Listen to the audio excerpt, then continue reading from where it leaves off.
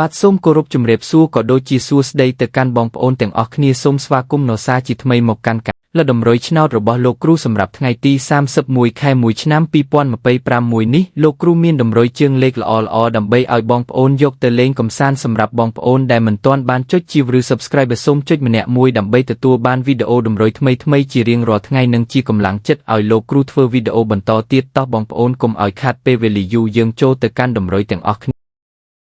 នេ